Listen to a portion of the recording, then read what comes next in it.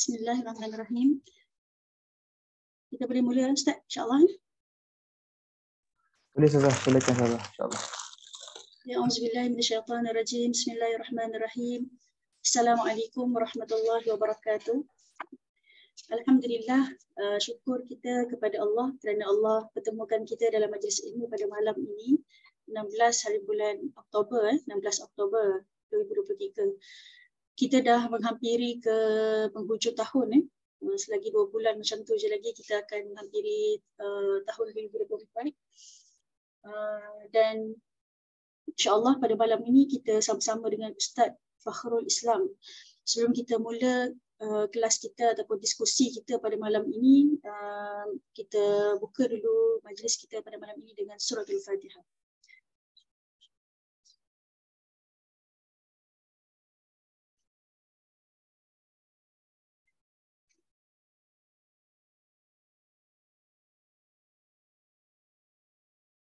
Alhamdulillah, setinggi-tinggi kesyukuran kita sepatutnya kita panjatkan kepada Allah kerana Allah masih lagi berikan kita nikmat untuk kita bernafas, untuk kita hidup di saat saudara kita, saudara se-Islam kita di Gaza kan, bermandikan darah dan sebagainya.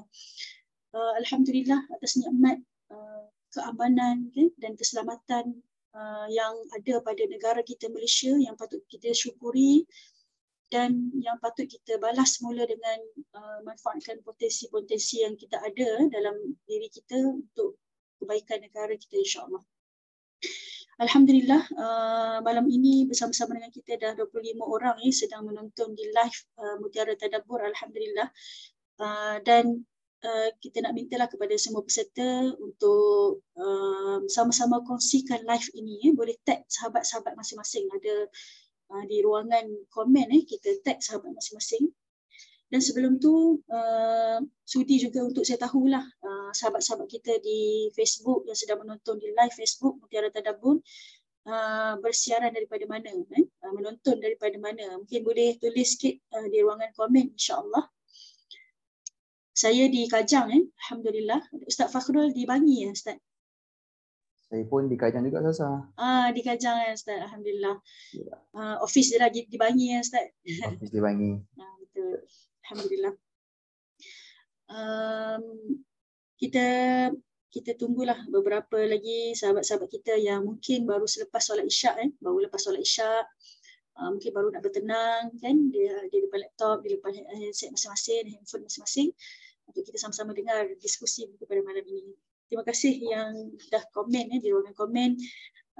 Cik Al-Amin daripada PJ clear, alhamdulillah. Puan Zalina, Puan Zanatul Shima, Puan Nur Fazilah Rashid, alhamdulillah daripada Singapura pun ada pada malam ini, alhamdulillah. Sebenarnya kita seronok pada malam ni sebab kita akan kupas satu buku yang bagi saya sangat-sangat amazing lah. Saya rasa macam satu effort yang sangat-sangat bermakna yang penulis dua orang penulis ini bantu kita untuk kita faham dari sudut surah itu, dari sudut sirahnya. Bagaimana penurunan surah tersebut pada zaman Rasulullah di zaman Mekah dan Madinah, bagaimana emosi para sahabat, emosi Nabi SAW pada waktu surah tersebut diturunkan. Jadi buku ini sudah dimudahkan untuk kita sebenarnya, untuk kita baca, untuk kita dalami Al-Quran dengan kronologi yang diletakkan dalam buku ini. Nanti Ustaz akan ceritakan nanti insya-Allah. Okay. Terima kasih kepada semua yang menonton daripada Melaka, daripada Brunei pun ada Puan Anika Julaihi, alhamdulillah. Puan Mazna, Puan Zaitun daripada Singapura, alhamdulillah. Ahlan wa sahlan semua peserta. Mungkin boleh tag sahabat masing-masing di ruangan komen supaya ramai lagi yang boleh menonton bersama kita pada malam ini insya-Allah. Okey, sebelum kita pergi ke soalan pertama, sudi saya kenalkan dulu Ustaz Fakhrul Islam. Mungkin ada ramai yang mengenali Ustaz Fakhrul Islam. Ustaz biasanya akan bergandingan dengan Ustaz Syahari biasanya dalam seminar-seminar, Masya Allah, kelas-kelas online dan sebagainya, mungkin dah biasa mendengar buah fikiran ataupun mungkin dah sentiasa mendengar syarahan ataupun perkongsian Ustaz. Jadi pada malam ini insya-Allah kita akan dengar Ustaz berkongsi tentang buku beliau sendiri bersama Ustaz Syahri Abdul Rahman. Nama Ustaz Muhammad Fakhrul Islam bin Muhammad Fauzi. Berasal daripada Shah Alam Selangor. Dan Ustaz merupakan graduan ijazah sarjana muda Usuluddin Sejarah dan Tamadun Islam daripada Universiti Malaya. Dan sebelum Ustaz ke Universiti Malaya, Ustaz berjaya menamatkan pengajian dalam diploma tahfiz Al-Quran dan Qiraat di Darul Quran Jakim. Darul Quran Jakim. Dan sekarang Ustaz berkhidmat sebagai pembantu penyelidik kepada Ustaz Syahri Abdul Rahman di Paradigma Ibrah dan juga di Tadabbur Center. Dan untuk pengetahuan para peserta semua, ibu-ibu, ayah-ayah, sahabat-sahabat yang sedang menonton pada malam ini, Ustaz ada mengasaskan satu akademi iaitu Mubina Academy bersama dengan sahabat-sahabat Ustaz, antaranya Ustaz Imran Zaki, Ustaz Anik Mukri dan Ustaz Lutfil Hadi. Dan Mubina Academy ini adalah satu konsultan dan sebuah inisiatif pelatihan dan konsultansi berteraskan Al-Quran. Dan setahu saya Ustaz banyak turun ke sekolah-sekolah, membawa pengisian Al-Quran dan sebagainya ke sekolah-sekolah. Jadi mungkin kalau siapa-siapa yang nak jemput ke sekolah masing-masing, ke pusat pengajian IPTA, IPTS, dan bolehlah jemput insya-Allah Mubina Academy insya-Allah. Okey. Saya nak tahu daripada para peserta semua, alhamdulillah hampir dah 50 orang. Mungkin akan ramai lagi akan masuk sekejap lagi insya-Allah. Para peserta yang saya hormati, ibu-ibu, ayah-ayah, sahabat-sahabat, tuan-tuan, puan-puan, datuk, datin dan sebagainya yang sedang menonton, siapa yang sudah baca buku Sirajan Munirah, boleh komen ke nombor 1. Siapa yang dah baca Sirajan Munirah ni, boleh komen nombor 1 insya-Allah di ruangan komen. Yang dah baca, alhamdulillah.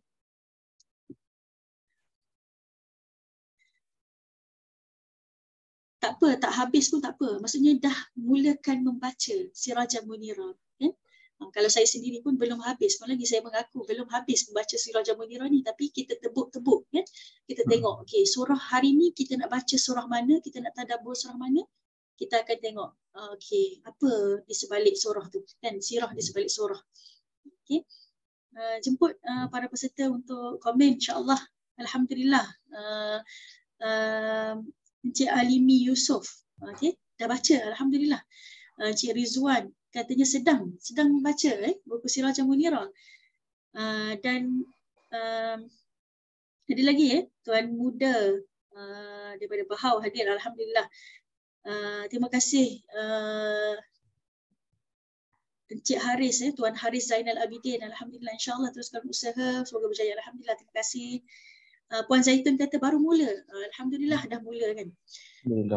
Alhamdulillah. So insya-Allah lepas ini lebih ramai lagi akan mendapat sentuhan daripada buku ini, terkesan daripada buku Sirajan Munirah ini.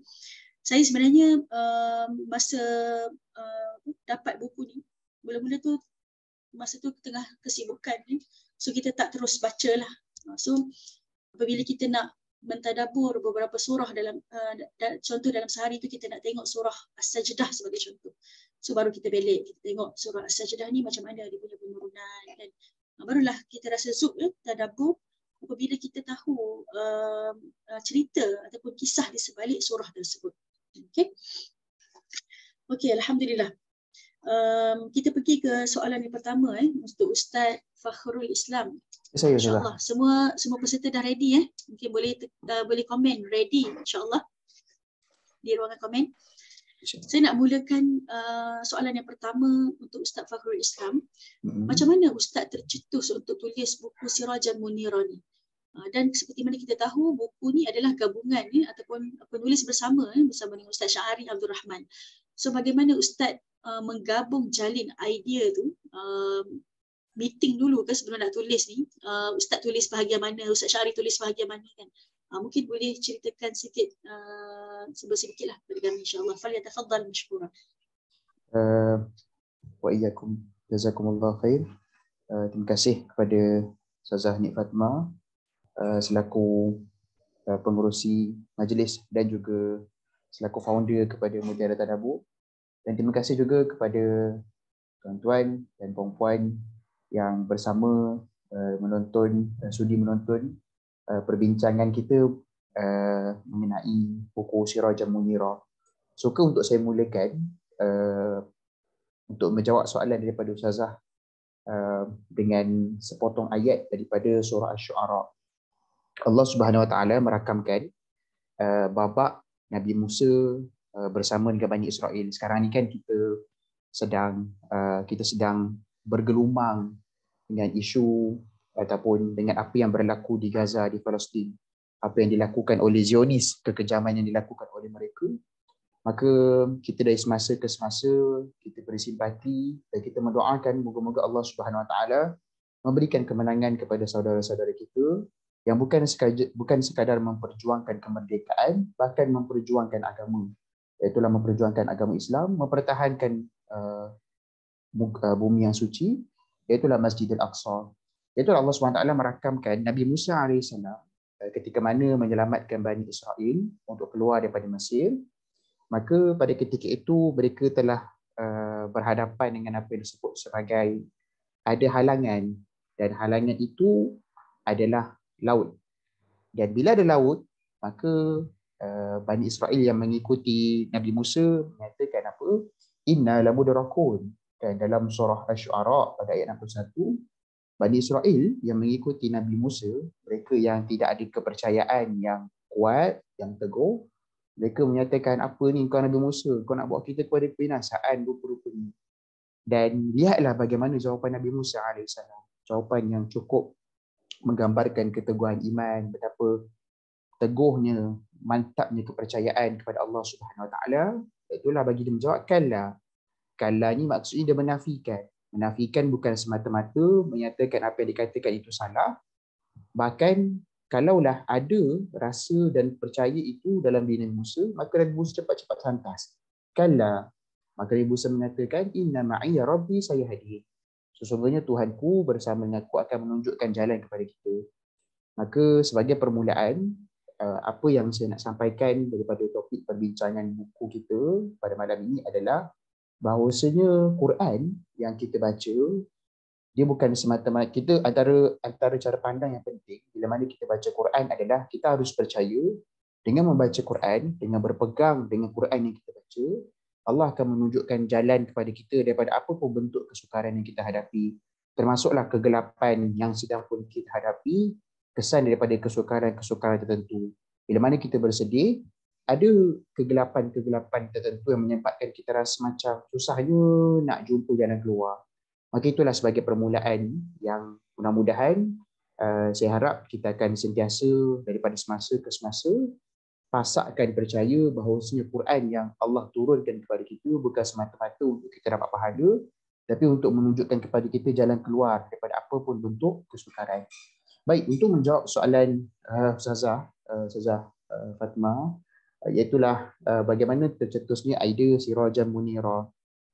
Asalnya nama buku ni Sirah 114, iaitulah daripada Quran yang ada 114 surah. Apa kata kita melihat daripada perspektif sirah? Kita melihat daripada perspektif sirah tanpa kita mencabut komponen-komponen Quran yang penting. Kita mengekalkanlah kita sebut sebagai kemukjizatan surah-surah itu. Tapi kita nak lihat daripada perspektif sirah itu sendiri. Dan ia juga dalam bahasa mudahnya adalah sequel. Asalnya dia adalah sequel kepada buku Kompas 114 yang telah pun dihasilkan oleh Ustaz Syari. Dan macam mana idenya bermula Ustazah? Idenya bermula asalnya masa PKP, ada usrah yang membabitkan Dream Team. Kita kan Dream Team generasi kedua Ustazah kan? Masa tu ada usrah, ada beberapa usrah yang berlaku. Dan seingat saya usrah yang ada satu ketika itu membabitkan Ustaz Zahiruddin. Bila Ustaz Zahiruddin terlibat sekali, maka Ustaz Zahiruddin pun dia bagi cadangan. Dia bagi cadangan supaya supaya dibanyakkan untuk ketengahkan topik Quran dan sirah. Bukan semata-mata Quran tetapi dan sirah. Supaya tidak dilihat Quran dengan sirah tu dua benda yang berasingan lah. Maka kesan daripada itu, maka Ustaz pun pada ketika itulah Ustazah, saya dah bekerja dengan Ustaz Syahari sebagai pembantu penyelidik. Ustaz Syahari pun tawarkan kepada saya lah satu manuskrip sirah Hatu-Hatu 4 yang telah pun disusun tapi belum sempurna. Dan Ustaz Syahari ajak berbincang dengan saya, agaknya bagaimana kita nak sempurnakan manuskrip ini supaya ianya dapat dibaca oleh semua lapisan masyarakat. Bukan semata-mata ahli akademik, bahkan orang awam pun boleh baca. Dan akhirnya setelah melalui beberapa proses, akhirnya perbincangan berkala, meeting dengan Ustaz. Seingat saya proses bermula hujung tahun 2020 nak masuk 2021. Prosesnya panjang sebenarnya, agak panjang proses ini. Perbincangannya panjang, sentiasa nak perbaiki. Ada beberapa surah yang saya dengan Ustaz, kami daripada semasa ke semasa kami bincang. Sebab ada ulama, sebagai contoh surah Ar-Rahman. Kalau tuan-tuan perasan, kalau bagi siapa yang sudah ada buku ni, para ulama mereka berselisih faham, khilaf di manakah letaknya surah Ar-Rahman. Surah Ar-Rahman ini sebagai surah Makki ataupun surah Madani. Maka perbincangan yang berlaku antara saya dengan Ustaz Syahari dan juga hasil daripada pembacaan beberapa tafsir, maka saya pun mengambil ijtihad.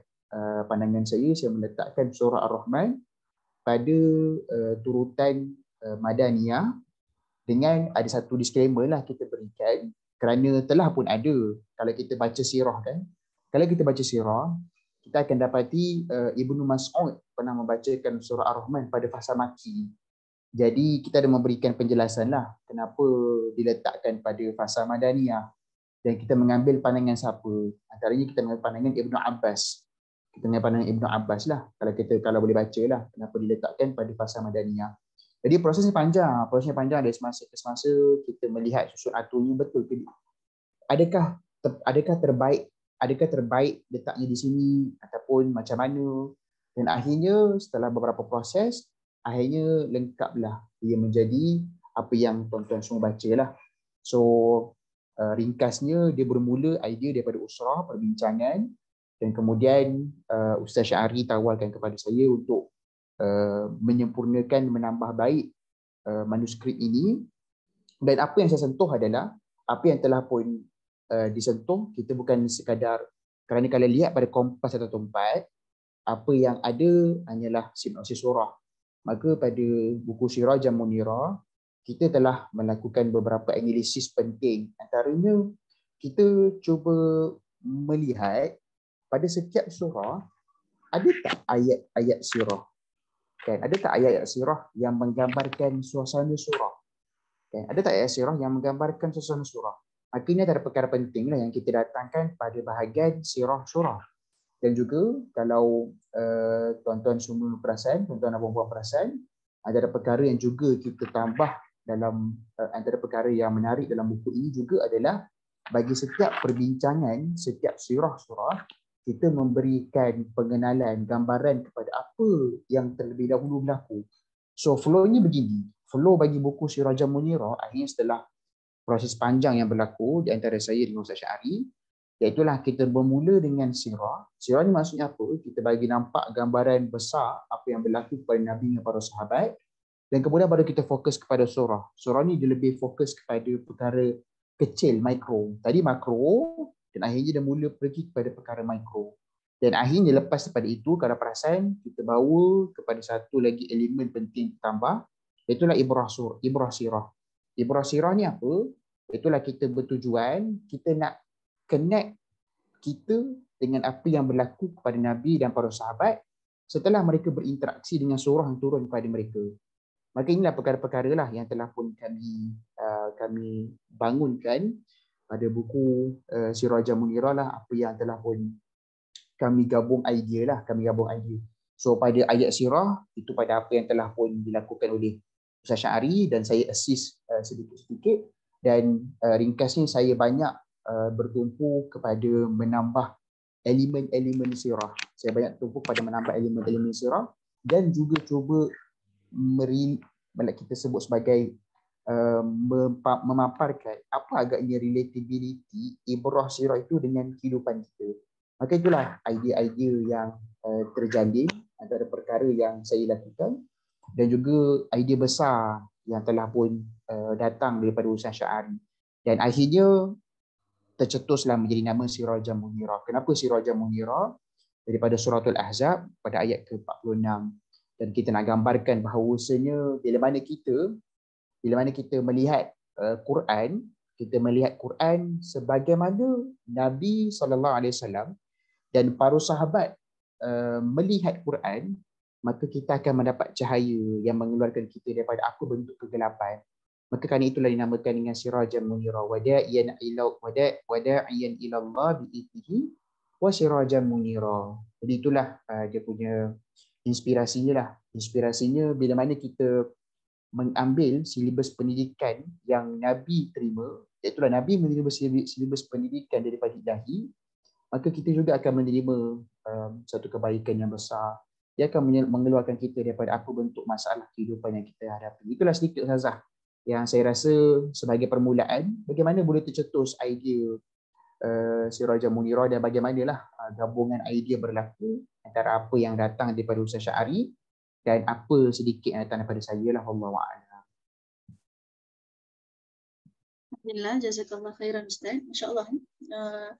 Bermula daripada idea yang kecil-kecil tu kan, tapi digabung-gabung, dijahit-jahit kan. Akhir sekali terbitlah satu buku ni kan, buku yang sangat bermanfaat yang ada di tangan kita semua. Alhamdulillah. Alhamdulillah. Okey, kita nak pergi ke soalan seterusnya insya-Allah kepada Ustaz Fakhrul Islam.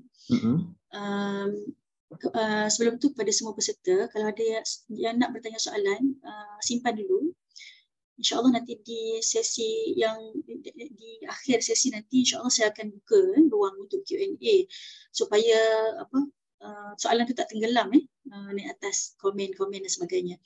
Dan siapa-siapa yang berkelapangan, yang ada laptop dan ada handphone masing-masing dan mampu untuk naik kan, bolehlah kita sama-sama catat di ruangan komen insyaAllah nota ataupun apa-apa perkongsian daripada Ustaz, poin-poin penting insyaAllah. Okay. Kita nak tahu daripada Ustaz Fakhrul juga tentang apabila saya beliklah buku Sirajan Munirah ni, kalau kita tengok diisi kandungan tu dibahagikan kepada fasa-fasa, ada 6 fasa. Okay, 6 fasa. Kalau fasa pertama diletakkan 5 surah, 5 surah. Fasa kedua dakwah secara terbuka, kat sini ada 21 surah. Okay. Fasa ketiga iaitu fasa ketiga dakwah pembantaian umat Islam di Makkah, ada 45 surah. Seterusnya fasa keempat dakwah iaitu peristiwa Isra Mi'raj dan penghijrahan ke Yathrib, ada 15 surah. Lepas tu ada fasa kelima Madinah bertahan. Sini Madinah bertahan masa kehidupan baru di Madinah. Ada 4 surah. Dan yang terakhir adalah fasa Madinah ofensif. Okay, fasa Madinah ofensif ada sekitar 24 surah. Okay, kalau kita tengok, dan kalau kita gabung campur-campur semua, dia jadilah 114 surah. Okay. Jadi kita nak minta Ustaz share lah susunan ataupun ceritakan dari sudut kronologi surah-surah ini dan fasa-fasa turunnya kepada Nabi dan para sahabat dulu waktu tersebut kan. Contoh masa fasa Makkah, surah-surah yang kita tengok, mungkin Ustaz boleh sharekan tema-tema yang ada dalam surah di fasa Makkiyah kan? Dan juga tema-tema surah yang diturunkan pada fasa Madaniyah. Falyatafaddal mashkura. Baik, terima kasih Ustazah atas soalan yang sangat baik berkenaan bagaimana agaknya buku ini disusun. Kalau kita lihat, sepertinya antara idea besar buku ini adalah idea besarnya ada menjelaskan berkenaan 6 fasa.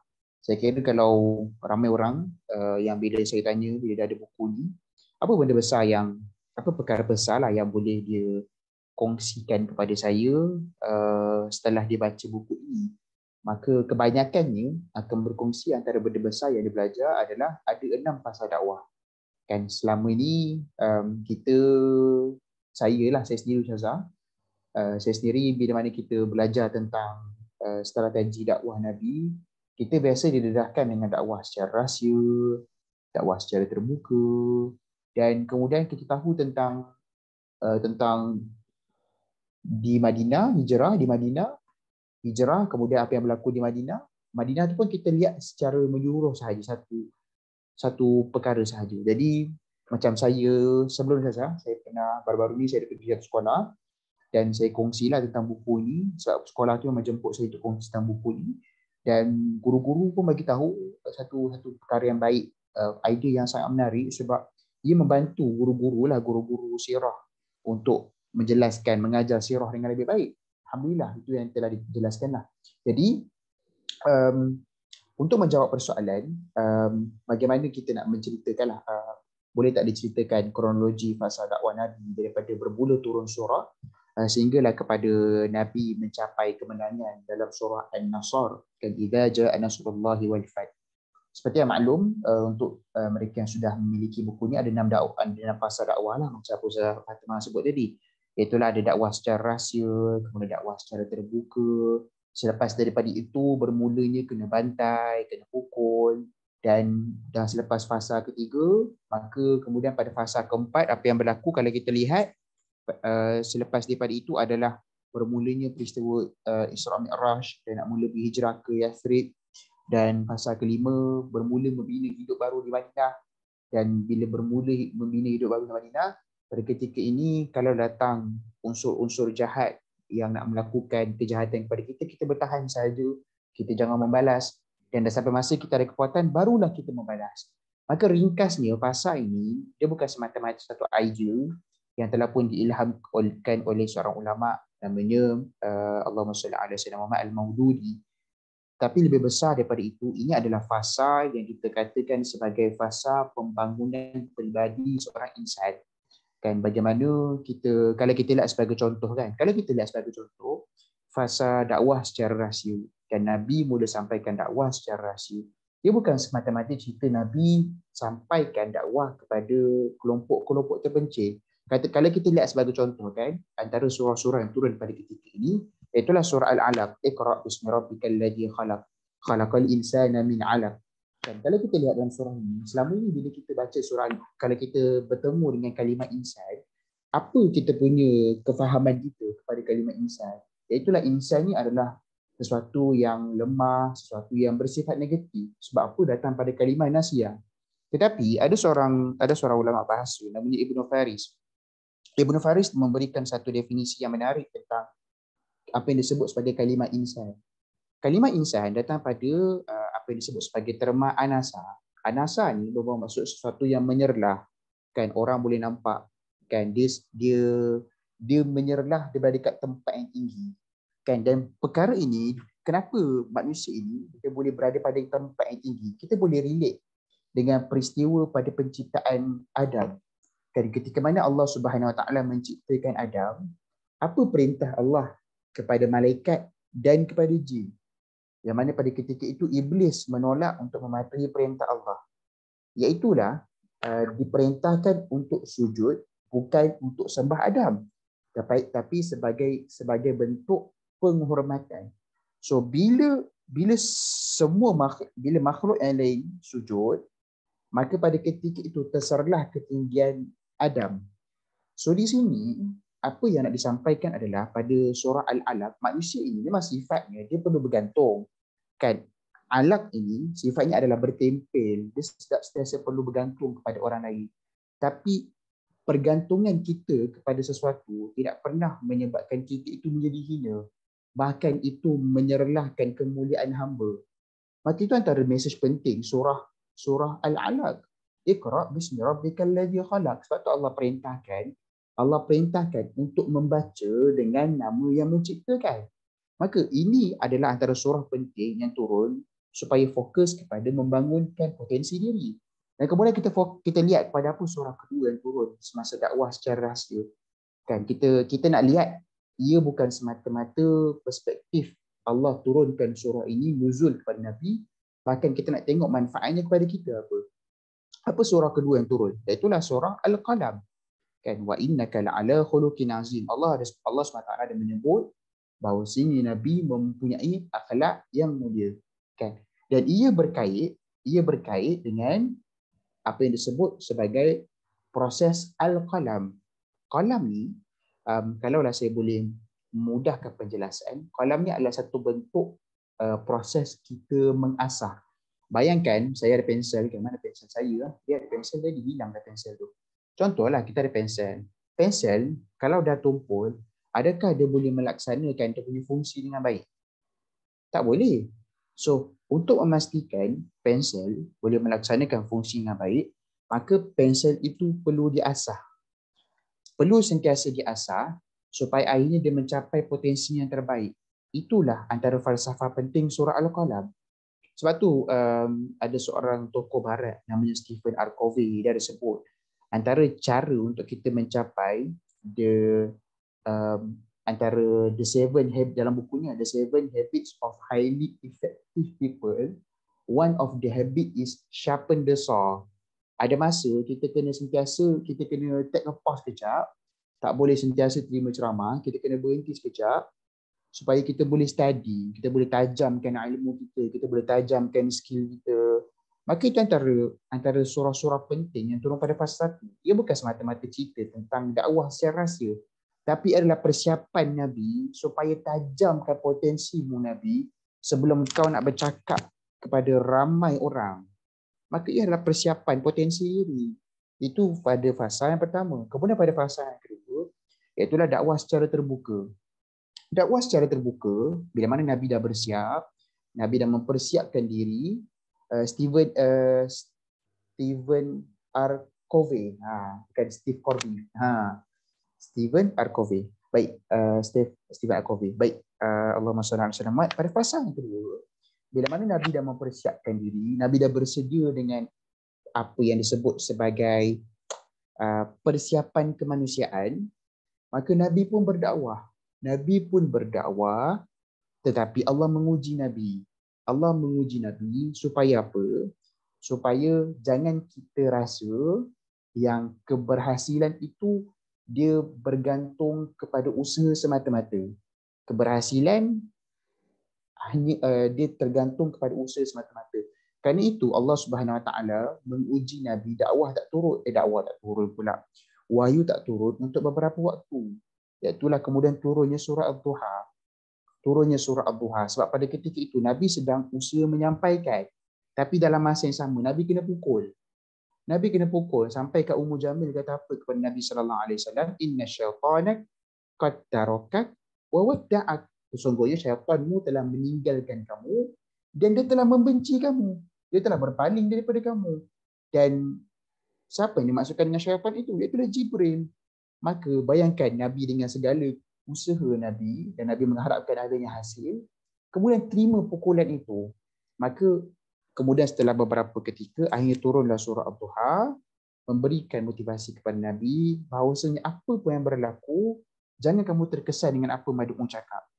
Kan? Apa pun keadaan yang berlaku, dia tidak pernah menggambarkan bagaimana Tuhan melihat diri kamu. Sebab kadang-kadang ini antara benda penting lah kita boleh belajar kan. Kadang-kadang kan saya rasa ini antara perkara kita boleh belajar. Bila mana contohnya antara benda boleh belajar lah. Bila mana kita susah nak bangun qiyamul-lail kan. Ini antara suara-suara yang bercakap, memanglah susah bangun qiyamul-lail sebab banyak dosa, Allah dah marah, Allah tak nak tengok pun kita. Sedangkan kita tak boleh bangun qiyamul-lail bukan sebab itu, sebab kita yang malas tak nak bangun. Kan? Kita mudah-mudah bagi apa yang judgement kepada Tuhan. Kita dah jadi macam Tuhan dah bagi judgement kepada Tuhan. So surah Ad-Duha memujuk kita supaya jangan ada judgement yang bukan-bukan kepada Tuhan. So kalau kita ada masalah dalam ibadah, kita yang kena check diri kita. Kita ada masalah sebenarnya. Kita mungkin malas dan seumpamanya. Jadi itu antara surah yang turun. Dan kemudian surah Abasa. Kan surah Abasa antara surah yang turun. Sebab Nabi terlalu desperate. Sebab bayangkan Nabi usaha Tapi kadang-kadang kita bila kita usaha, kadang kita nak nampak hasil juga tak. Dalam kita berusaha kadang-kadang kita nak nampak hasil dan akhirnya kita sampai kepada tahap desperate. So bila sampai kepada tahap desperate, pada ketika itulah Nabi tanpa sengaja, Nabi telah melakukan perkara yang di sisi Allah, perkara yang Nabi buat tu baik, tapi Allah dan Nabi lakukan perkara yang terbaik daripada perkara yang baik. Maka turun surah Abasa, tegur Nabi, jangan terlalu desperate. Jangan terlalu nak dapat hasil. Kan? Fokus sahaja kepada apa yang kamu mampu. Maka nanti ada surah yang turun. Dan kemudian turun surah Al-Kautsar. Bayangkan Nabi dan Nabi berusaha. Nabi kena pukul. Kan Nabi kena pukul. Dan antara pukulan yang Nabi terima, selain daripada apa yang Ummu Jamil kata adalah, Nabi diuji dengan kehilangan. Dan kemudian Abu Jahal kata apa kepada Nabi SAW? Abu Jahal kata, sesungguhnya engkau ni abatar. Engkau ni mandul. Bayangkan apa perasaan Nabi. Maka sebab Nabi baru nak berhadapan dengan satu situasi baru. Situasi yang Nabi tak pernah hadapi. Bayangkan sebelum daripada Nabi mendapat wahyu, bila Nabi cakap, Nabi biasa dapat space. Tapi bila Nabi tiba-tiba dapat wahyu, Nabi bercakap, Nabi tak dapat space dah. So benda tu tak mudah untuk Nabi. Walaupun Nabi dah bina potensi, Nabi dah bina kekuatan pada fasa pertama. So Allah pujuk Nabi, antaranya surah Ad-Duha, surah Al-Kautsar, kan, surah Alam Nashrah, kan. Itu antara beberapa surah yang turunlah untuk menguatkan Nabi SAW. Kemudian memasuki fasa ketiga, bila mana Nabi semakin bermotivasi menyampaikan dakwah, maka orang-orang Quraisy pun mereka pun semakin bermotivasi nak pukul Nabi. Kan mereka pun semakin tak boleh duduk diam. Kan semakin mereka rasa kita tak boleh biarkan Nabi terus buat macam ni. Maka mereka terus belasah Nabi, belasah para sahabat, sampai ada yang syahid. Kan Khabbab bin Al-Arad antara yang syahid pada ketika ini. Maka Allah Subhanahu Wa Taala menurunkan surah Quraisy. Kan mereka berani melakukan sedemikian kerana apa? Mereka rasa macam kita ni orang Quraisy kot, kita ni orang yang terhormat. Kan bayangkan perjalanan kita nak pergi ke Syam, nak pergi ke Yaman, sentiasa terselamat. Kan maksudnya benda yang kita buatlah apa pun, maksudnya Allah redha dengan kita. Mereka walaupun mereka syirik, tapi mereka tetap mengenal Allah. Maka Allah turunkan surah Quraisy, sepatutnya bila mana Allah bagi nikmat ni, patutnya mereka ini falyabudu rabb hadzal bait, benar-benar menyembah Tuhan Kaabah, tidak melakukan syirik.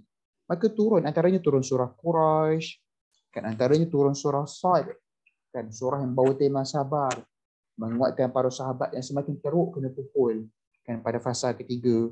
Dan antara surah yang turun adalah surah Maryam, kan surah Maryam yang turun sebab pada ketika itu para sahabat dah tak mampu tahan, mereka nak berhijrah ke Habsyah. Mereka bagi tahu Nabi, boleh tak kamu berhijrah? Kami tak boleh terus bertahan di sini. Maka Nabi benarkan berhijrah ke Habsyah. Kan? Dan maka turunlah surah Maryam. Kan? Surah Maryam yang akhirnya juga memberi kekuatan. Kan? Sebab ingat antara apa yang disebut sebagai mesej penting dalam surah Maryam adalah, ingat dialog Maryam. Kan? Maryam kata apa? Maryam kata dia nak bunuh diri. Kan? Dia tak adalah kata nak bunuh diri. Salah statement saya tu. Tapi Maryam kata alangkah baiknya aku mati. Kan, alangkah baiknya aku mati supaya aku ni tidak memberikan natijah yang buruk kepada agama. Sebab ada daripada kalangan sahabat yang mula mereka sebab tak tahan dengan pukulan, mereka mula apa yang disebut sebagai mereka keluarkan di lidah perkataan kufur, tapi hati tak kufur. Kan lidah keluar perkataan kufur. Maka Allah turunkan surah Maryam antaranya. Kan, antaranya surah Maryam untuk memujuk para sahabat yang tidak mempunyai kekuatan yang baik untuk terus bertahan dengan pukulan-pukulan tertentu. Itu antara perkara-perkara lah yang berlaku. Dan semasa ini dahsyat kena pukul para sahabat. Dan menghampiri penghujung pada fasa ketiga inilah apa yang disebut sebagai Nabi SAW kehilangan dua orang yang dikasihi dan dicintai. Itulah siapa? Itulah Abu Talib dengan Khadijah. Kerana apa? Sebab masa inilah kena boykot. Dan masa inilah kena boykot pada tahun ke-8 kenabian, pada tahun tahun ke 8 kenabian. tahun ke-8 kenabian kena boikot, tak dapat makan. Digambarkan dalam sirah, kalau saya boleh kongsikan, digambarkan dalam sirah Khadijah yang kaya itu sebab nak support Bani Hashim dan juga umat Islam makan rumput kering. Kan terpaksa makan rumput kering. Kaya tu, kaya jutawan. Tapi sebab kuatnya dia punya apa yang disebut sebagai sumbangan kepada ummah, maka dia korbankan sebanyak-banyaknya harta untuk support umat Islam dan juga Bani Hashim. Dan akhirnya berakhirnya kematian. Dan kematian pada tahun ke-9, pada tahun ke-10 kenabian, yang mana menatijahkan antara surah yang turun, antaranya surah Yusuf, kan. Dan antara surah yang turun selain daripada itu adalah surah Yusuf, antaranya surah Nuh, kan, surah Al-Kahfi. Surah Yusuf sebagaimana kita maklum, sebagaimana juga saya sebut, dia bukan semata-mata surah yang memberikan kekuatan kepada Nabi akan kehilangan yang dirasai oleh kematian, kewafatan Khadijah dan juga kematian Abu Talib. Bahkan surah Yusuf adalah antara surah yang memberikan motivasi kepada Nabi. Kalau Nabi rasa Nabi tak ada ruang untuk bercakap, kan, Yusuf pun juga tak ada ruang untuk bercakap. Kan, dia nak bercakap, dulu masa nak bercakap kena buang dengan adik-beradik. Nak bercakap jadi hamba tak boleh bercakap, nak pertahankan diri, akhirnya masuk penjara. Kan, bila dah berkuasa, barulah Yusuf boleh bercakap. Kan, barulah Yusuf boleh bercakap. Maka ia menguatkan Nabi SAW dan juga para sahabat. Mereka perlu terus bertahan. Sekarang mungkin tak ada ruang untuk bercakap. Ada masa mereka akan ada ruang untuk bercakap. Kan? Itu antara surah-surah penting lah yang turun pada fasa ketiga dakwah. Dan kemudian pada fasa keempat, ketika mana Nabi selepas daripada Nabi pergi ke Taif, luka Nabi semakin berdarah. Kan, luka Nabi semakin berdarah, maka pada ketika itulah turun beberapa surah penting. Antaranya surah Ibrahim, kan, antaranya surah Anbiya, surah yang menceritakan berkenaan para nabi, kan, perjuangan para nabi setelah Nabi berjumpa dengan nabi-nabi dalam peristiwa Isra Mi'raj. Kan, dan antara surah yang penting juga turun pada fasa keempat dakwah menghampiri Nabi nak berhijrah adalah surah Al-Ma'arij. Itulah surah yang menceritakan berkenaan innal insana khuliqa halu'a. Manusia ini kebanyakannya ada sifat overreact. Maka cara kita nak urus overreact dengan hadiah yang Allah bagi masa Isra Mi'raj, itulah namanya salat. Namanya salat. Maka ia turun tepat selepas daripada peristiwa Isra Mi'raj. Kan, memberikan kekuatan kepada Nabi, kita kena terus bersabar. Sampai masa Allah akan benarkan kita untuk berhijrah ke Madinah. Tak sebut lagi lah berhijrah ke Madinah. Tapi sampai masa kita akan menemui cahaya daripada kegelapan yang kita rasai sekarang ini. Dan antara juga surah yang penting lah, saya kira surah penting adalah surah Al-Mulk. Surah yang bagi gambaran, surah Al-Mulk ni surah yang kita biasa baca lah. Surah yang bagi gambaran betapa dahsyat planning Quraisy pada ketika itu menghambiri penghijrahan. Iaitulah mereka nak melakukan halakah. Kita mungkin baca, qul ara'aytum in ahlakani Allah wa man ma'iya aw rahimana. Halakannya adalah bentuk kematian yang dirancang sehingga kan orang tak boleh jumpa Nabi punya jasad. Kan, sebab dahsyat ni diorang punya plan kematian ke atas Nabi sampai kan orang tak boleh jumpa. Dia lebih buruk daripada apa yang direncana kepada Hamzah bin Abdul Muttalib. So maka kerana itulah turun surah Al-Mulk.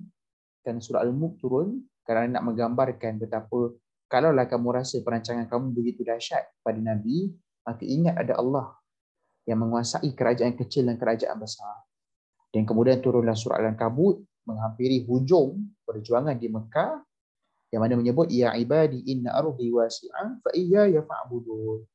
Maka wahai hamba-Ku, bumi Allah ini luas, maka di mana pun kamu berada kekal menjadi hamba. Jadi itulah beberapa lah sirahnya dan juga surah-surah yang turun bersama dengannya. Surah-surah yang turun bersama dengannya untuk bukan sekadar menguatkan Nabi, bahkan mendukung perjuangan Nabi SAW semasa menyampaikan Quran. Itu berjumlah lebih kurang 86 surah turun di Mekah. Jumlah yang sangat banyak, surah yang sangat banyak, menggambarkan apa?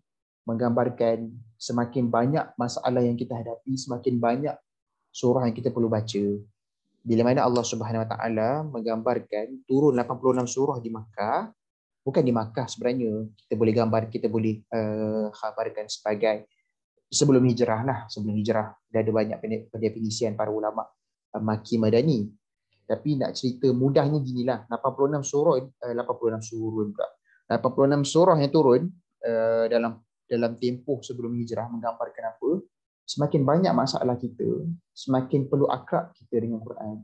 Dan kemudian berbaki daripada itu adalah 28 surah yang mana bermula dengan fasa Madinah, surah Al-Baqarah yang turun pada awalnya menceritakan tentang asas-asas menjadi khalifah pada setiap fasa, diikuti dengan perang Badar, surah Al-Anfal, dan juga perang Khandaq, surah Al-Ahzab, dan juga menutup perjuangan di Madinah dengan beberapa surah-surah penting, antaranya surah Al-Hujurat. Ketika mana menghampiri kemenangan, para sahabat rasa selesa, maka Allah tegur para sahabat, jangan rasa selesa, kerana perjuangan yang besar ketika mana mendapat kemenangan adalah perjuangan akhlak. Itulah Kak Ustazah ringkasnya, saya takut jadi panjang sangat. Apa yang nak disampaikan adalah buku ini disusun sebagaimana telah pun saya sebut awalnya adalah supaya first kita susun pada awalnya kita nampak gambaran cerita Nabi sebelum jadi Nabi, ada prolog sirah, dan kemudian kita mulakan dengan apa sirah sebelum surah. Dan kemudian barulah kita nampak dia punya pecahan-pecahan fasanya. Allah Ta'ala alam susah. Alhamdulillah, jazakallah khairan Ustaz. Masya Allah, penerangan yang sangat baik daripada Ustaz. Sebab surah ni banyak kan, 114. Jadi kadang-kadang kita tak perasan kan masa kita baca. Kalau biasanya kalau kita baca daripada awal kan, surah Al-Baqarah kan, Ali Imran dan sebagainya tu, kita kadang tak perasan, oh ni fasa ni kan. Pasal kalau kita lalui surah-surah yang di Juz Amma kan, rupanya surah-surah ini turun di fasa Mekah kan, untuk menguatkan Nabi dan sebagainya, untuk memberi motivasi kan kepada Nabi SAW dan juga para sahabat. Alhamdulillah. Saya suka Ustaz sebut tadi Ustaz kata tadi, semakin banyak masalah yang kita ada, sepatutnya semakin akrab kita dengan Al-Quran. Kan? Moga-moga kita sentiasa setiap hari yang kita lalui, kita rasa tak banyak waktu untuk kita belajar Al-Quran. Kita rasa dah kesuntukan waktu untuk kita mendalami Al-Quran kan. Kita rasa banyak lagi kita tak tahu, kan. So kita kena hurry up kan. Kita kena bangkit, kita kena cepat-cepat untuk faham Al-Quran ni kan. Sebelum kita dijemput oleh Allah menghadap Allah suatu hari nanti kan, insyaAllah. Dan ini soalan menarik, soalan ketiga yang saya ingin utarakan kepada Ustaz. Soalan yang saya rasa menarik perhatian jugalah para peserta, insyaAllah. Biasanya masyarakat kita biasanya suka kan kepada testimoni-testimoni yang mungkin daripada dulu-dulu lagi kan. Dia kata okey, kalau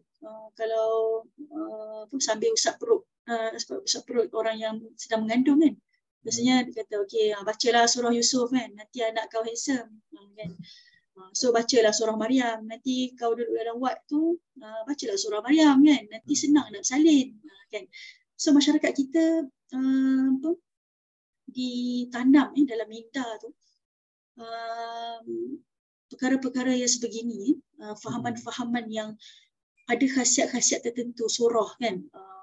Dan yang terbaru ni saya sempat dengar, sempat baca dalam WhatsApp group kan, ada yang kata kalau siapa-siapa yang ada anak yang picky eater ni anak yang memilih nak makan kan? Serta-serta makanan saja dipilih untuk makan. So bacalah surah Quraisy, sebab li'ila fi Quraisy ila fihim rihlat asy-syita'i was-sayf falyabudu rabb hadzal bait alladhi at'amahum min ju' wa amanahum min khauf. So at'amahum min ju' tu mungkin dia ambil sebagai dalil kan untuk memberitahu tentang baca surah tu khasiat untuk anak yang picky eater ni, insya-Allah. So sebenarnya nak minta pandangan Ustaz lah terhadap fahaman ni. Mungkin Ustaz ada pandangan kan tentang perkara-perkara ini, sebab kita tahu kan surah Yusuf diturunkan pada dalam keadaan bagaimana kan. Dan surah Maryam juga bagaimana. Tak ada kena-mengena pun dengan apa yang kita faham tu. Handsome, kita nak mudah bersalin dan sebagainya tu kan. So minta komen daripada Ustaz insyaAllah. Baik, soalan yang sangat baik daripada Ustazah. Bila mana saya rasa dah Ustazah, antara cabaran lah, antara kebimbangan bila mana kita terlalu bergantung kepada khasiat ataupun fadilat baru kita nak baca surah, akhirnya kita akan berpada pada baca surah tertentu sahaja. Kita tak akan baca keseluruhan surah dalam Quran.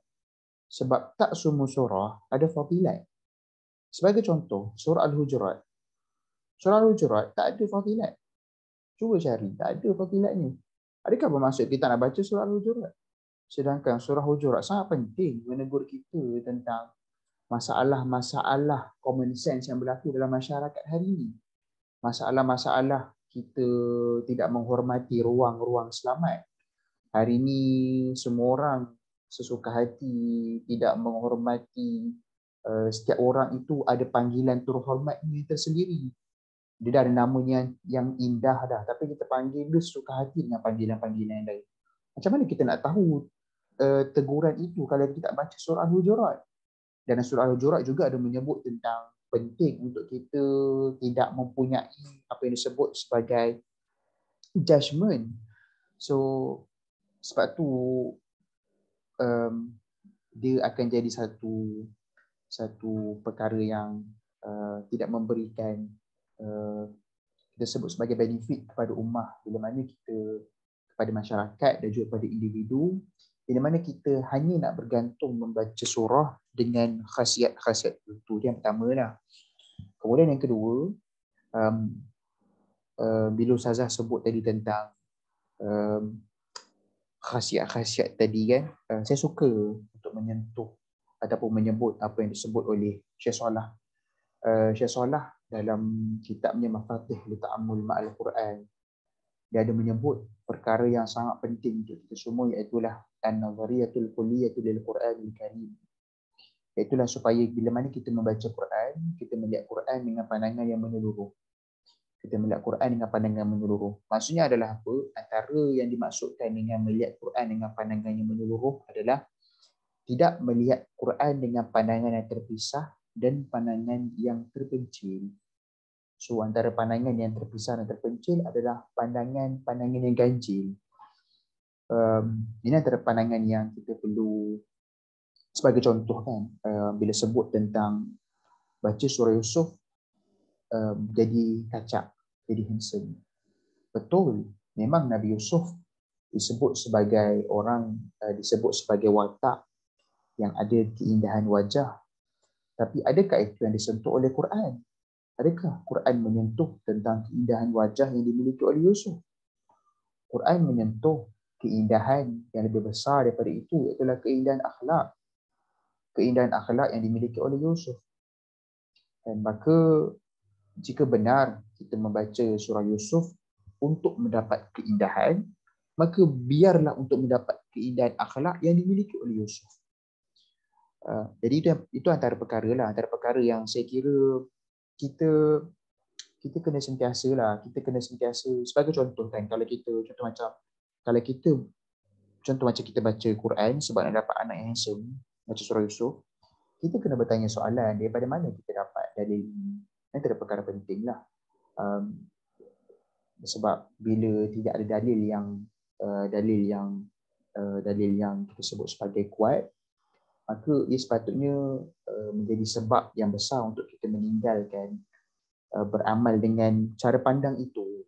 Dan cara pandang itu, sebab sepatutnya kita melihat Quran dengan cara pandang yang lebih besar. Dan sebab itulah juga kita bertujuan menghasilkan karya Sirajah Munirah, sebagaimana apa yang disebut oleh, kalau boleh baca dalam buku ni kan Ustazah, ada juga tuan-tuan dan puan-puan, antara perkara penting, bila mana kita membaca Quran, selain daripada kita cuba memahami tafsirannya daripada perbincangan bahasa dan perbincangan para ulama tafsir, antara perkara yang saya rasa penting untuk kita cuba fahami adalah bagaimana Nabi mentafsirkan Quran. Itu pun antara perkara penting yang saya kira kita kena cuba fahami. Sebab itu penting, macam apa saya sebut tadi, saya quote sebalik apa saya sebut adalah penting untuk kita tahu surah Yusuf turun waktu bila. Sebab bila kita tahu surah Yusuf turun waktu bila, akhirnya kita akan benar-benar menjiwai emosi Nabi bila Nabi terima dan baca surah Yusuf. Sebab saya percaya dan saya rasa kita semua pun percaya Nabi dia tidak sekali sahaja baca surah Yusuf. Iaitulah baca bila surah Yusuf turun. Nabi akan banyak kali baca surah Yusuf. Dan saya percaya Nabi setiap kali membaca surah Yusuf, perasaan dan emosi Nabi pasti akan teringat sama seperti mana ketika mana surah Yusuf turun pada ketika mana kali pertama ia turun. Maka kerana itu penting supaya kita memahami apa suasana surah yang berlaku ketika mana turun surah Yusuf sebagai contoh. Sebab untuk memahami tafsiran sebagaimana ditafsirkan oleh Nabi juga penting. Sebagaimana kita memahami tafsiran daripada sudut tafsir bahasa dan juga tafsiran para ulama tafsir yang lain. Kerana itulah yang kita mahu capai. Itulah penafsiran oleh sebaik-baik pentafsir Al-Quran.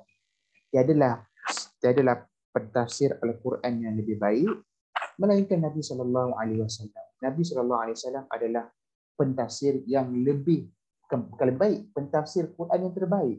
Kerana Nabi mendapat kita sebut sebagai penjelasan wahyu direct daripada Jibril yang mengajarkan Quran kepada Nabi sallallahu alaihi wasallam. Jibril bukan semata-mata ajar kepada Nabi cara baca.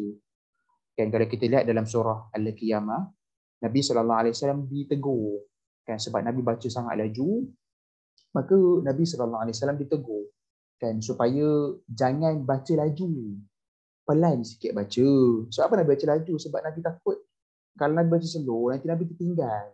Kan? Maka Nabi ditegur oleh Jibril, jangan baca laju, baca slow pelan-pelan. Jangan baca slow pelan-pelan. Kerana setiap satu yang kamu baca itu kamu akan ingat la tuharrik bihi lisanaka lita'jala bi. Kan? Jangan kamu laju sangat menggerakkan lidah kamu. Kan? Lita'jala bi, tergesa-gesa. Kan? Kerana kamu akan diberikan kekuatan untuk mengingat setiap apa yang kamu baca. Nabi bukan semata-mata akan dapat baca dengan baik dan dapat ingat. Maka Nabi akan dapat kefahaman yang sebenar. Maka minta maaf saja. Maka itulah yang kita mahu. Kita mahu kefahaman yang tepat daripada apa yang ditafsirkan oleh Nabi sallallahu alaihi wasallam. Maka sekurang-kurangnya untuk kita capai kepada perkara tersebut, apa yang perlu kita lakukan adalah kita perlu tahu apa suasana surah ketika mana ia turun kepada Nabi sallallahu alaihi wasallam. Allah ketika mana turunkan surah itu kepada Nabi sallallahu alaihi wasallam, ia bukan semata-mata untuk memberikan motivasi, tetapi ia tepat dan sesuai dengan apa yang Nabi perlukan dan apa yang kita perlukan. Kerana itulah Quran dikekalkan dah berapa tahun dah? 1400 tahun dah kekal sampai sekarang, daripada zaman Nabi sampai zaman kita. 1400 tahun Allah kekalkan kerana Allah nak kita rasa, Allah nak kita mempunyai emosi yang sama sebagaimana Nabi juga mempunyai emosi yang sama ketika mana membaca surah ini. Dan bukan sekadar ada kefahaman itu, bahkan ada kefahaman dan emosi itu. Maka penting untuk kita membetulkan cara pandang kita kepada surah Yusuf. Kan Nabi membaca surah Yusuf dalam keadaan Nabi tak ada ruang. Nabi membaca surah Yusuf dalam keadaan Nabi kena disebut sebagai kena khianat. Nabi membaca surah Yusuf dalam keadaan Nabi cuba melihat apa ruang dakwah baru. Nabi pergi ke Taif. Satu Nabi berdakwah dalam penjara. Sebab tu ada cerita Nabi Yusuf berdakwah dalam penjara. Sebab Nabi pada ketika itu, Nabi SAW juga, Nabi Yusuf sedang berdakwah dalam penjara. Dan ia menjadi motivasi kepada Nabi untuk melihat Taif, untuk berdakwah. Ini adalah ruang dakwah baru. Jadi ia sepatutnya menjadi inspirasi kepada kita. Ketika mana kita nampak macam dah gelap dah penjara, macam dah gelap dah emosi saya. Tapi kita nampak dalam gelap itu, kita nampak cahaya lain dalam kegelapan itu. Maka itulah sepatutnya menjadi sisi pandang kita juga. Sisi pandang kita sebagaimana menjadi sisi pandang Nabi dan juga sisi pandang kepada para sahabat. Tidak salah untuk kita membaca ketika mana kita bersalin. Tapi luaskan lagi cara pandang. Luaskan lagi cara pandang. Jangan bataskan semata-mata di situ. Kerana saya teringat apa Buya Hamka sebut, Ustazah. Buya Hamka ada sebut, kita hanya akan dipertemukan dengan apa yang kita cari. Kalaulah kita mencari itu, maka itu je lah kita dapat. Tapi kalau kita mencari benda lebih besar, maka kita akan dapat perkara lebih besar. Wallahu a'lam. Jazakallah khairan Ustaz. Menjawab soalan apa tadi yang saya berikan tadi, alhamdulillah sangat puas hatilah dengan dengan pandangan yang Ustaz berikan tadi, alhamdulillah. Okey, kepada semua para peserta, kita dah di penghujung, alhamdulillah. Sebelum kita tutup dengan take home message yang kita boleh ambil daripada buku ni, seperti mana yang kita tahu, yang pelopor idea untuk sirah dan surah ni Syekh Abul A'la Al-Maududi kan Ustaz? Betul. Jadinya buku ni rujukan utamanya buku beliau lah Ustaz. Betul. Ada beberapa rujukan muktabar lah Ustazah yang telah pun kita rujuk. Antaranya yang utamanya adalah Tafhimul Quran, tafsir Tafhimul Quran, ditulis oleh Syekh Abul A'la Al-Maududi. Selain daripada karya tafsir yang ditulis oleh Imam As-Suyuti, kita juga merujuk ada satu tesis yang ditulis oleh kajian tesis oleh Dr. Toha Muhammad Faris. Ini telah dilakukan oleh Ustaz Syari. Ustaz Syari telah merujuk ke atas satu karya tafsir namanya Tafsir Al-Quranul Karim ala Tartibun Nuzul. Selain satu lagi buku yang menarik yang saya nak kongsikan, nama buku tu adalah Revelation. Buku yang ditulis oleh seorang doktor perubatan namanya Miraj Muhyiddin. Buku bertajuk Revelation yang ditulis oleh Dr. Miraj Muhyiddin. Asasnya antara rujukan tokoh utama bagi buku ini adalah Al-Maududi lah. Selain daripada beberapa tafsir-tafsir lain yang dirujuk, antaranya tafsir Ma'thur dan juga tafsir Ra'yi lah Ustazah, wallahu a'lam. Ringkasnya. Ya, alhamdulillah, jazakallah khairan Ustaz. Okey, untuk pada peserta yang sedang berada di Facebook, alhamdulillah kami ada sesuatu yang nak kongsikan bersama para peserta. Sebelum kita pergi kepada yang last nanti, insya-Allah Ustaz akan tutup dengan take home message dan kita akan buka kepada sesi Q&A ataupun kita buka dulu lah kot, insya-Allah. Kita akan buka dulu insya-Allah sesi Q&A sekarang. Jadi para peserta boleh tulis dulu soalan yang nak ditanyakan kepada Ustaz, insya-Allah, dan Ustaz akan tutup nanti dengan jawab soalan-soalan tersebut, dan insya-Allah Ustaz akan share lah beberapa take home message untuk para peserta pada malam ini. Okay, boleh para peserta boleh type soalan di ruangan komen, insya-Allah.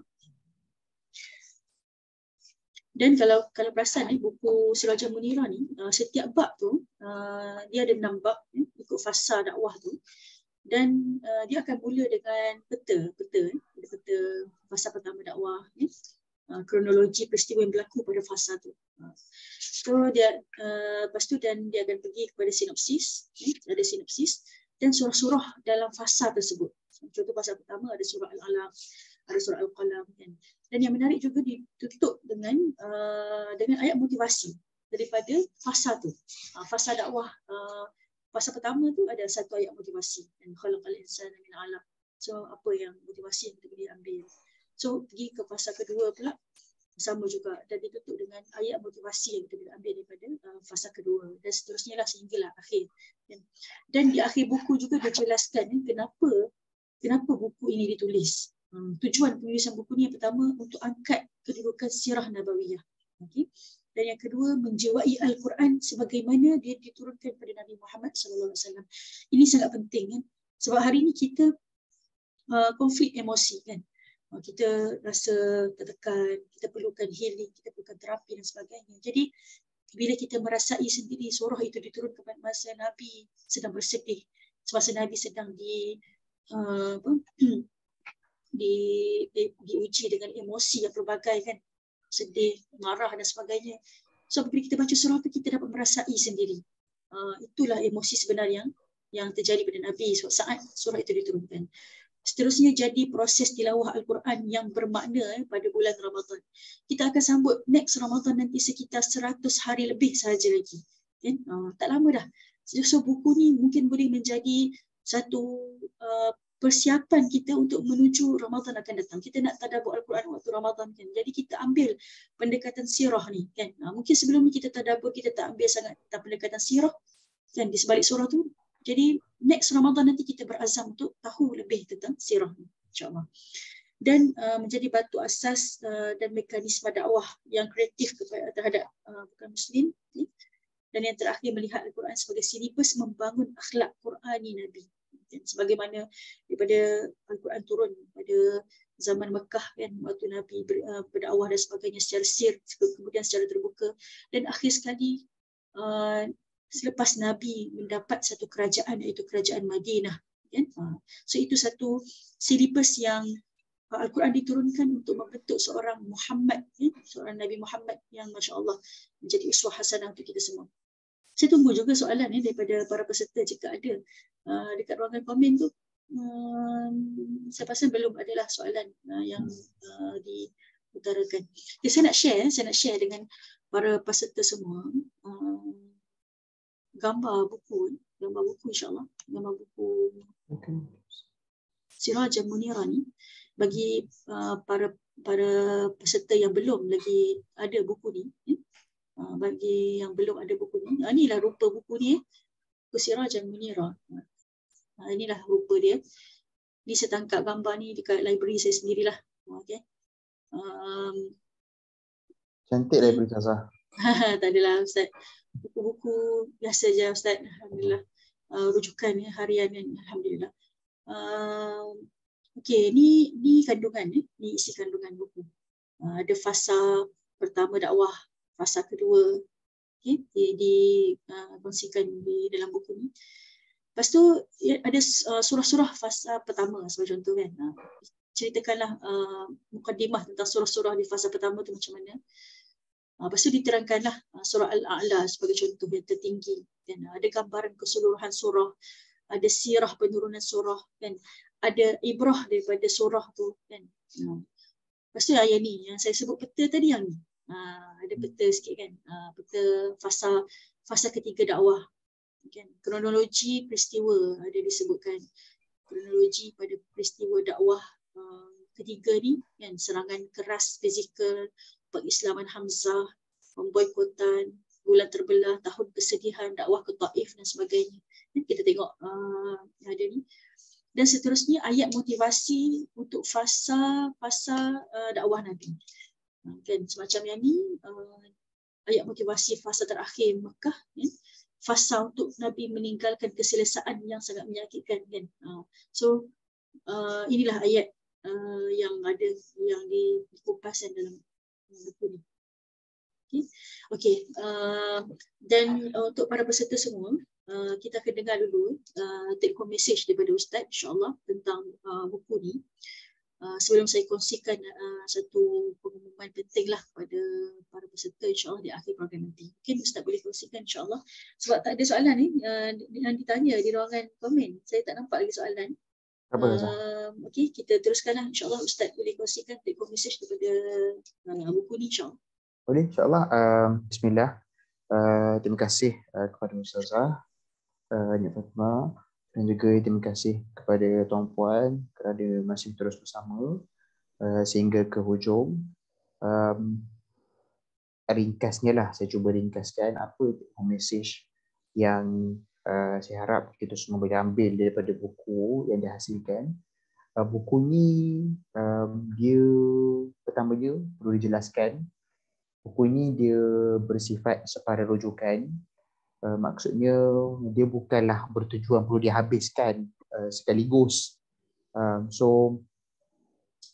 Maksudnya adalah kita boleh baca buku ni secara random. Buku ni boleh dibaca secara random, contoh macam bila tengah baca, sebagai contoh tengah baca surah Al-Qamar sebagai contoh. So boleh belik cari surah Al-Qamar kat mana dalam buku ni. untuk dapat perspektif. Sebab untuk saya kongsikan kepada tuan-puan, antara tujuan dihasilkan buku ni Tuan Ustazah adalah saya melihat sepanjang bila PKP berlaku, terutamanya antara jadi motivasi saya jugalah. Ramai orang sibuk, ramai orang nak baca Quran. Bila nak baca Quran, saya sempat sembang dengan beberapa orang, saya buat survey. Mereka nak faham Quran tapi mereka sibuk, nak buka tafsir tak sempat, nak baca bahasa Arab tak pandai. Jadi mereka nak faham Quran tapi ada cabaran-cabaran tertentu. Jadi saya lihat usaha ni, mudah-mudahan inisiatif ni mudah-mudahan sekurang-kurangnya kalaulah kita tak dapat nak memahami tafsiran daripada perspektif, tak dapat nak memahami tafsiran bahasa ni pun, sekurang-kurangnya mudah-mudahan kita dapat memahami apa yang berlaku, macam mana emosi Nabi bila Nabi baca surah ni.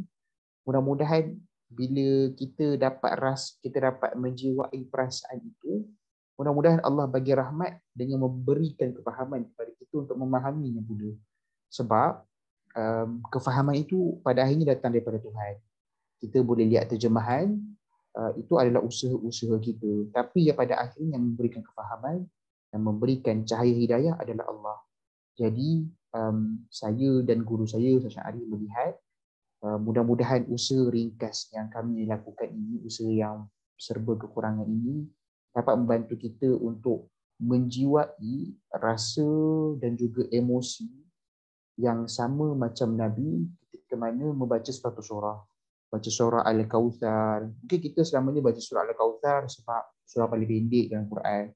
Tapi mungkin lepas ni bila baca buku ni, kita baca surah Al-Kawthar, dia bukan semata-mata sebab rasa surah paling pendek. Tapi sebab kita rasa macam, ya Allah, aku rasa sangat lemah, ya Allah. Aku baru saja menerima kata-kata yang buruk daripada kawan-kawan saya. Berikanlah aku emosi, berikanlah aku motivasi, Allah. Berikanlah aku kekuatan, ya Allah. Maka baca surah Al-Kawthar, rasa diberikan kekuatan, rasa dipujuk oleh Allah Subhanahu Wa Taala. Maka itu yang kita nak berlaku kepada mereka yang baca surah Al-Kawthar lepas baca buku Sirajul Munirah. Jadi apa take home message yang nak disampaikan adalah hidup kita ni bukan random. Hidup kita ni adalah by design. Allah jadikan hidup kita ni by design. Sebagaimana Nabi SAW telah menyusun perjalanan dakwah, ada fasa 1, fasa 2, fasa 3 sampai fasa 6. Semuanya ada design. Ia menggambarkan strategi Nabi SAW yang penuh kebijaksanaan yang dipandu oleh wahyu ilahi. Nabi kena ingat Allah SWT sebut dalam Quran dalam surah An-Najm, iaitulah wama yantiqu anil hawa. Nabi tak akan buat sesuatu mengikut hawa nafsu Nabi. Semua benda yang Nabi buat semua ikut panduan Allah. So strategi Nabi yang Nabi susun semuanya ikut panduan wahyu. So kalau kita nak capai kehebatan, kita kena percaya setiap perkara yang Allah takdirkan kepada kita adalah by design. Dia bukan benda random. Dia bukan benda kebetulan. So kita boleh susun sesuatu mengikut intelektual kita, tapi dalam masa yang sama kita jangan pisahkan Tuhan dalam apa yang kita rencana. Jangan jadi macam Qarun yang rasa setiap perkara yang kita capai adalah kerana kekuatan yang kita ada. Kan? Sentiasalah hubungkan apa yang kita susun, apa yang kita rencana dengan Tuhan. Maka pada ketika itulah Allah akan menyusun segala bentuk kehebatan dan segala bentuk kebaikan untuk kamu. Maka itulah yang nak disampaikan adalah kita jangan rasa setiap benda yang berlaku adalah benda random. Allah dah susun hidup kita ni penuh keindahan. Kita memang perlu lalui fasa kita nak start grow, start kita nak bertumbuh. Kita kena lalu fasa tahun kesedihan kita. Setiap daripada kita ada tahun kesedihan kita. Kita masa tu kita rasa macam semua benda buat tak kena. Rasa macam Allah sedihnya. Kenapa tahun ni macam semua buat tak kena. Tahun ni ramai orang yang tersayang kehilangan. Kehilangan bukan matilah. Maksudnya mungkin kehilangan tinggalkan kita pergi tempat lain. Kita mula seorang dalam perjuangan. Kita pun akan ada tahun kesedihan kita. Maka pada ketika itu, apa yang kita nak buat? Dapatkan panduan daripada bagaimana Tuhan pandu Nabi. So itulah yang saya dan guru saya Ustaz Syarif sampaikan. Kalau kita mengambil tauladan daripada silibus yang maha agung, iaitu Al-Quran, maka Allah akan pandu kita kepada kehebatan. Wallahu a'lam. InsyaAllah. Alhamdulillah, jazakallah khairan Ustaz. Alhamdulillah baru muncul juga soalan daripada para peserta. Ada yang tanya tentang, saya ada nampak buku Nurul Mubina, boleh jelaskan sikit tentang buku Nurul Mubina? Nurul Mubina ni adalah tulisan Ustaz Abdullah Bukhari, Puan Fika. Buku ni buku tadabbur ajaib 30 juzuk Al-Quran. Kalau juzuk kita ada 30 kan. Jadi Ustaz Abdullah Bukhari ni dikeluarkan 4 tajuk dari setiap juzuk tu, dan dia tadabburkan ayat-ayat tersebut. Jadi menarik jugalah pendekatan, itu pendekatan tadabbur lah. Okay, nanti boleh dapatkan insya-Allah buku Nurul Mubina juga. Dan ada satu soalan daripada Encik Badrul Azhar ditanya, Ustaz. Mungkin Ustaz berjawab soalan ni. Apa perbezaan pemahaman susunan surah mengikut mushaf, mushaf, dan susunan surah, susunan mengikut turunnya wahyu ataupun sirah? Baik, soalan yang sangat baik daripada Tuan Badrul Azhar Johari. Susunan surah mengikut mushaf adalah apa yang telah pun tertakluk di Lauh Mahfuz. Ia bukan kita katakan sebagai, ia bukan ijtihad ulama. Susunan mengikut mushaf yang kita baca ni bukan ijtihad ulama. Ia adalah apa yang telah pun ditakdirkan di Lauh Mahfuz. Memang itulah susunannya daripada awal. Tetapi susunan mengikut turunnya wahyu ataupun sirah adalah susunan bagaimana Allah, macam mana dalam bahasa mudahnya adalah Allah menurunkan Quran beransur-ansur sebagai salah satu bentuk pendidikan kemanusiaan, satu, dan juga yang keduanya adalah sebagai cara Allah menguatkan Nabi. So dia adalah dua perkara yang berbeza lah. So susunan ikut mushaf, dia ada hikmah ataupun kebijaksanaan, keteraturan yang tersendiri yang kita perlu teroka. Susunan mengikut nuzul kepada Nabi pun ada hikmah yang tersendiri yang kita perlu teroka. Tapi ringkasnya, susunan kepada nuzul menggambarkan cara Allah mendidik Rasulnya dalam menyampaikan dakwah dan dalam mempersembahkan akhlak manusia yang sempurna. Itu ringkasnya lah untuk nuzul. Ada pula untuk susunan mengikut turutan mushaf yang kita baca, dia ada hikmah lain yang kita perlu teroka. Sebagai contoh, kenapa agaknya surah Al-Fatihah di permulaan dan selepasnya disambut oleh surah Al-Baqarah. Dia ada hikmah ataupun dia ada tersebut sebagai kemujizatan yang tersendiri yang kita perlu teroka. Allahu a'lam. Itu ringkasnya lah yang saya boleh jawab. Alhamdulillah. Ustaz, biasanya kalau kita sebut tentang tanasuk kan, berkaitan antara surah, biasanya ulama dia akan bahaskan mengikut susunan mushaf kan Ustaz? Betul. Tanasuk. Adakah yang ilmu baru mungkin yang tanasuk, apabila kita tahu susunan ikut nuzul ni, ikut yang mana turun dulu, ada tak yang mengkaji tentang tanasuk ikut turutan tu?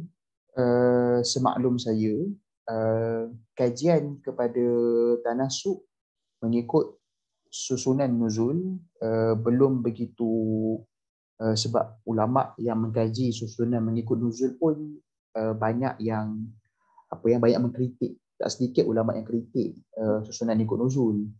Sebab tu tanasuk dia lebih banyak bertumpu kepada perbincangan mengikut susunan mushaf. Dia bukan merujuk kepada susunan nuzul. Kenapa ulama dia tidak banyak yang dikritik?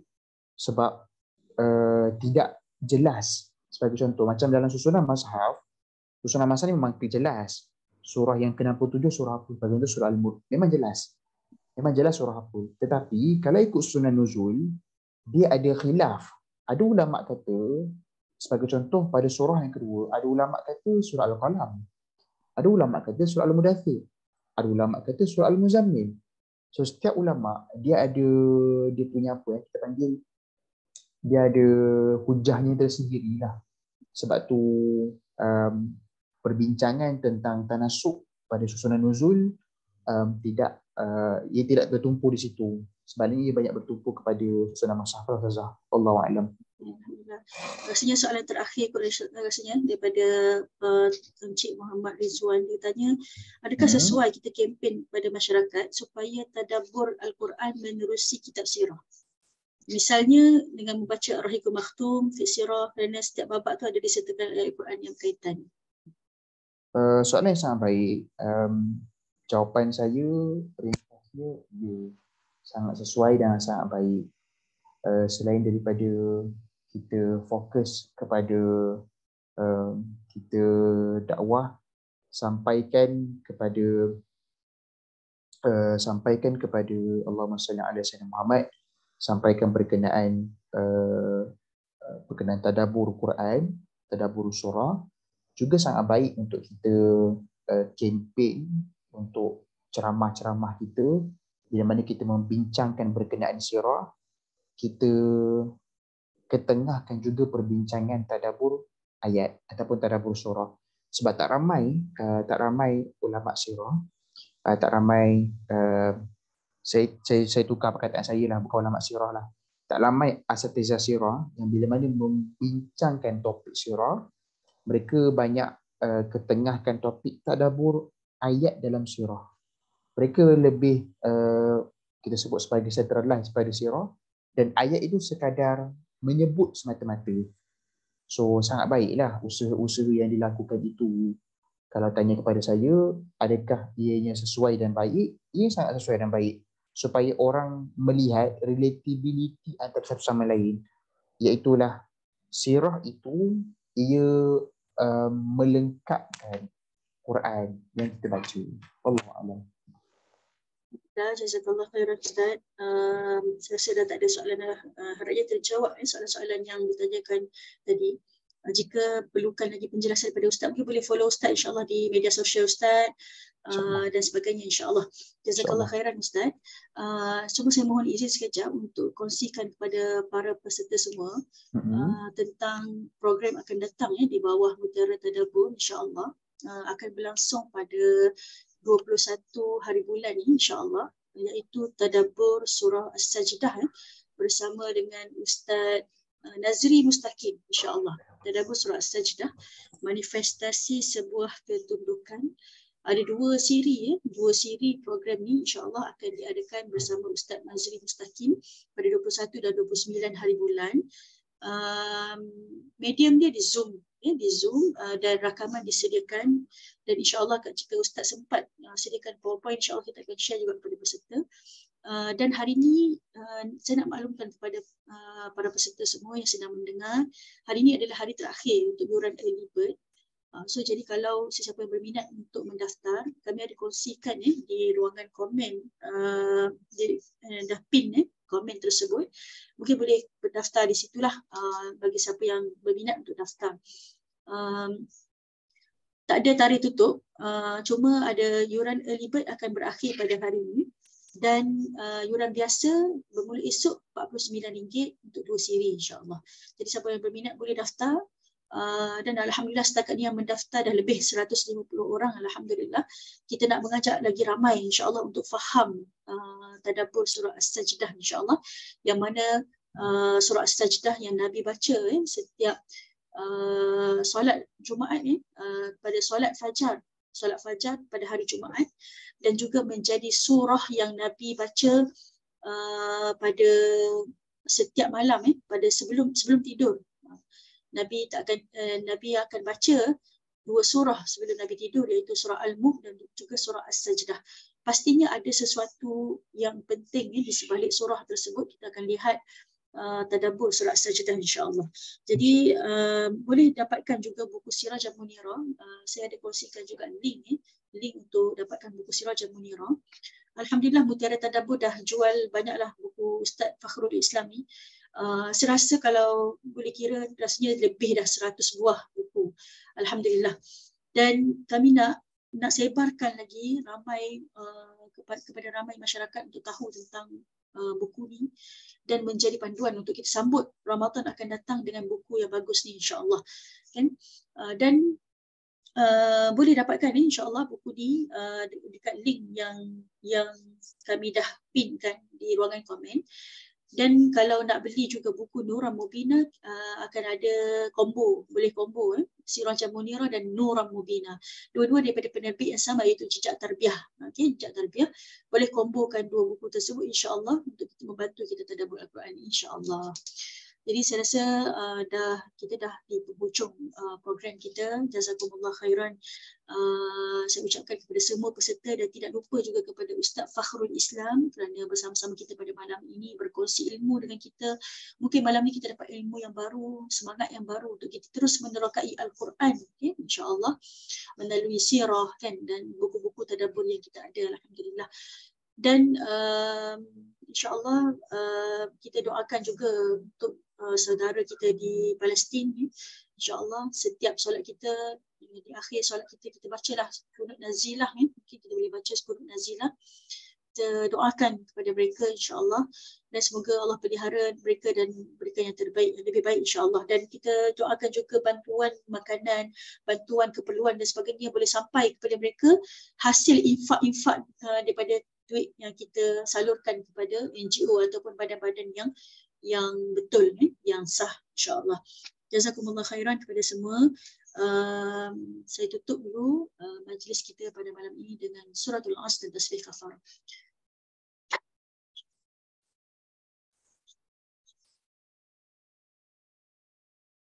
Jazakallah khairan Ustaz. Assalamualaikum warahmatullahi wabarakatuh. Assalamualaikum warahmatullahi wabarakatuh.